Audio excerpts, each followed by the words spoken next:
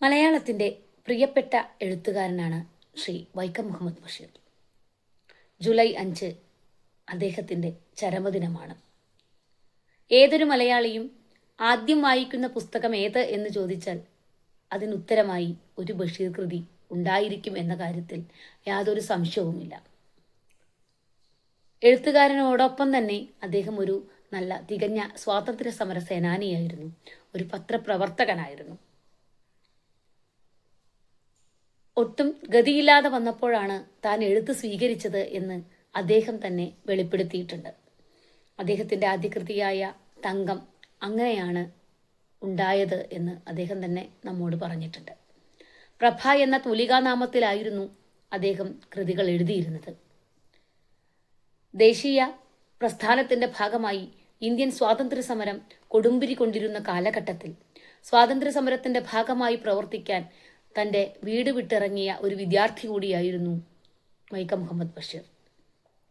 ഗാന്ധിജി എന്ന വ്യക്തിയോടുള്ള ആരാധനമൂത്ത അദ്ദേഹം തൻ്റെ ക്ലാസ് ഉപേക്ഷിച്ച് വീടുപേക്ഷിച്ച് സ്വാതന്ത്ര്യ പ്രസ്ഥാനത്തിലേക്ക് ഇറങ്ങുന്നതും ഗാന്ധിയെ തൊടുന്നത് ഒരു വലിയ അനുഭവമായി കണക്കാക്കിയതും ഗാന്ധിയുടെ വേഷം തൻ്റെ ജീവിതത്തിലേക്ക് പകർത്താൻ ശ്രമിച്ചതും അദ്ദേഹത്തിൻ്റെ ആശയങ്ങളെ ഉൾക്കൊള്ളാൻ ശ്രമിച്ചതുമെല്ലാം തന്നെ ആ വ്യക്തിയുടെ ഏറ്റവും വലിയ ദർശനങ്ങളിൽ ഒന്നായി നമുക്ക് കാണാവുന്നതാണ്. ഒരു പച്ചയായ മനുഷ്യനായിരുന്നു അദ്ദേഹം. ഒരുപാട് കാലം അലഞ്ഞു തിരിഞ്ഞ് നടന്നതുകൊണ്ട് തന്നെ ഒരുപാട് അനുഭവങ്ങൾ അദ്ദേഹത്തിന് സ്വായത്തമാക്കാൻ കഴിഞ്ഞു.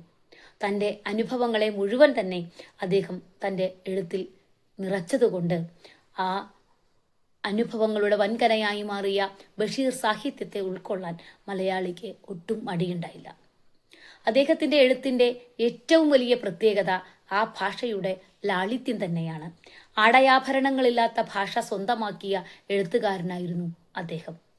ആഖ്യയും ആഖ്യാതവും ഒന്നുമില്ലാതെ തൻ്റെ കൃതികളിലൂടെ തനിക്ക് പറയാനുള്ളതെല്ലാം അദ്ദേഹം പറഞ്ഞു തീർത്തിരുന്നു.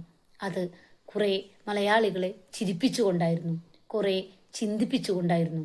ചിരിയും ചിന്തയും ഇടകലർത്തിക്കൊണ്ട് ബഷീർ പറഞ്ഞ എല്ലാ സത്യങ്ങളെയും മലയാളി സ്വീകരിക്കുകയായിരുന്നു.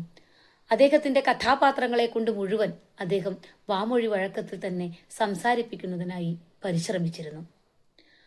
മലയാളി ഒട്ടും കേട്ടിട്ടില്ലാത്ത ഒരുപാട് പദങ്ങൾ അദ്ദേഹത്തിൻ്റെ ഭാഷയിലുടനീളം നമുക്ക് കാണാൻ കഴിയുമായിരുന്നു.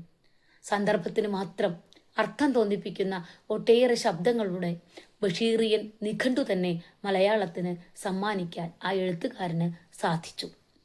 പാത്തുമ്മയുടെ ആട് എന്ന കൃതിയിലെ മാതാവേ ശുദ്ധജലം തന്നാലും എന്ന് ബഷീറിൻ്റെ അനുജനായ അബ്ദുൽ ഖാദറിൻ്റെ പരാമർശത്തിന് ഉമ്മയുടെ തവി കൊണ്ടുള്ള ഒരടിയുണ്ട്. ആ അടി മലയാളിയുടെ കൃത്രിമ ഭാഷയുടെ മുഖത്തേറ്റ അടിയാണ് എന്ന് പറയാതിരിക്കാൻ നമുക്ക് കഴിയില്ല. മലയാളത്തിൻ്റെ ഏറ്റവും പ്രിയപ്പെട്ട മറ്റൊരു കൃതിയാണ് പ്രേമലേഖനം. മതിലുകൾക്കപ്പുറത്തെ മാനവികത ആ കൃതിയിലേക്ക് കൊണ്ടുവരാൻ അദ്ദേഹത്തിന് സാധിച്ചു.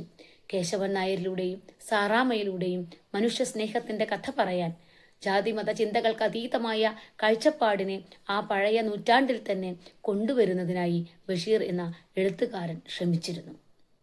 ഇന്റുപ്പാപ്പാക്കൊരാനുണ്ടാർന്നു എന്ന ബഷീറിൻ്റെ കൃതി പഴമയെ മുറുകെ പിടിച്ചിരിക്കുന്ന ആ പ്രതാപത്തിൻ്റെ കാൽക്കൽ ഏറ്റ ഒരു ചെറിയ വെട്ട് തന്നെയാണ് എന്ന് നമുക്ക് നിസ്സംശയം പറയാനായി കഴിയും. അന്ധവിശ്വാസത്തിൻ്റെ ചിന്തകളെ മുഴുവൻ തന്നെ വെളിച്ചത്തിനെന്ത് വെളിച്ചം എന്ന പദപ്രയോഗത്തിലൂടെ അദ്ദേഹം തുരത്തിയോടിക്കുന്നുണ്ട്. ജീവിതത്തിൽ നിന്നും ചീന്തിയെടുത്ത ഏട് എന്ന് വിശേഷിപ്പിക്കുന്ന ബാല്യകാലസഖി ബഷീറിൻ്റെ ഏറ്റവും നല്ല കൃതികളിൽ ഒന്നായി നമുക്ക് പറയാവുന്നതാണ്. മാസ്മരിക ലോകത്തിൻ്റെ ഈ നിറം മങ്ങിയ കാഴ്ചകളേക്കാൾ അപ്പുറത്ത് അദ്ദേഹത്തിന് ഏറ്റവും ഇഷ്ടമുണ്ടായത് റിയലിസത്തിൻ്റെ ഉൾക്കാഴ്ചയായിരുന്നു. അതായിരുന്നു അദ്ദേഹം തൻ്റെ കൃതികളിലുടനീളം പറയാനായി ശ്രമിച്ചിരുന്നത്. വിശപ്പ് അദ്ദേഹത്തിൻ്റെ കൃതികളിൽ ഉടനീളം നമുക്ക് കണ്ടെത്താവുന്ന മറ്റൊരു പ്രമേയമാണ്. ഗത്യന്തരമില്ലാത്ത മനുഷ്യൻ വിശപ്പിനു വേണ്ടി മറ്റെല്ലാം മറക്കും എന്ന് അദ്ദേഹം തൻ്റെ പല കഥകളിലൂടെയും നമുക്ക് കാണിച്ചു തന്നുണ്ട്. തന്നെ ആപത്ഘട്ടത്തിൽ സഹായിച്ച മനുഷ്യനെ ദൈവമെന്ന് വിളിക്കാൻ അദ്ദേഹം ആഗ്രഹിച്ചിരുന്നു.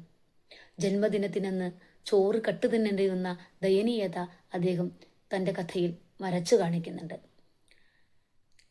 ശബ്ദങ്ങൾ പോലുള്ള കൃതികളെയൊക്കെ വിശപ്പിന് മുൻപിൽ വലിച്ചെറിയുന്ന അജസുന്ദരിയെയാണ് പാത്തുമ്മയുടെ ആടിലൂടെ നമുക്ക് മുന്നിൽ വരച്ചു കാണിക്കുന്നത്. ഏറ്റവും വലുത് വിശപ്പാണെന്നും ആ വിശപ്പിന് വേണ്ടിയുള്ള മനുഷ്യൻ്റെ നെട്ടോട്ടമാണ് ജീവിതമെന്നും ബഷീറിൻ്റെ കഥാപാത്രങ്ങൾ നമ്മളോട് പറഞ്ഞുകൊണ്ടേയിരുന്നു. ഭൂമിയുടെ അവകാശികൾ എന്ന കഥ ഈ ലോകത്തെ സർവചരാചരങ്ങളും ഭൂമിയുടെ അവകാശികളാണെന്ന സത്യം നമ്മെ വിളിച്ചറിയിക്കുകയായിരുന്നു.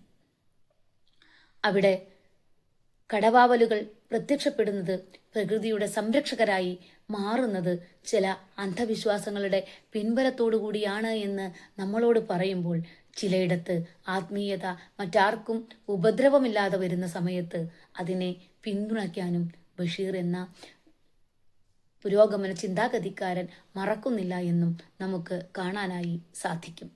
അദ്ദേഹത്തിൻ്റെ കഥാലോകം വളരെ വിശാലമാണ്. ആ വിശാലമായ കഥാലോകത്തെ അനുഭവങ്ങൾ ഓരോന്നും തന്നെ നമുക്ക് എക്കാലത്തും പുതുതായി തോന്നുന്ന ഒന്ന് തന്നെയാണ് എന്ന് നമുക്ക് കണ്ടെത്താൻ കഴിയും. ജീവിതത്തിനു നേരെ എന്നും മന്ദഹാസത്തോടെ മാത്രമേ ആ വ്യക്തി നിന്നിട്ടുള്ളൂ. സങ്കടങ്ങളെ മുഴുവൻ തൻ്റെ പുഞ്ചിരിയിൽ ഒളിപ്പിച്ചുകൊണ്ട് ജീവിതത്തിലുടനീളം പ്രസന്നത വാരി വിതറുന്ന കഥാപാത്രങ്ങളെ കൊണ്ട് തൻ്റെ കഥ നിറയ്ക്കുവാൻ ബഷീർ എന്ന എഴുത്തുകാരന് സാധിച്ചിരുന്നു.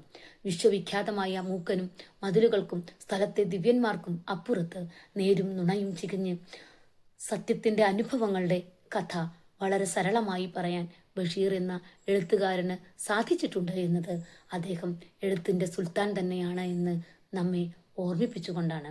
ആ എഴുത്തിൻ്റെ സുൽത്താൻ എല്ലാ കാലവും മലയാളി ഉള്ളിടത്തോളം കാലവും സ്മരിക്കപ്പെടും എന്ന കാര്യത്തിൽ യാതൊരു തർക്കവുമില്ല.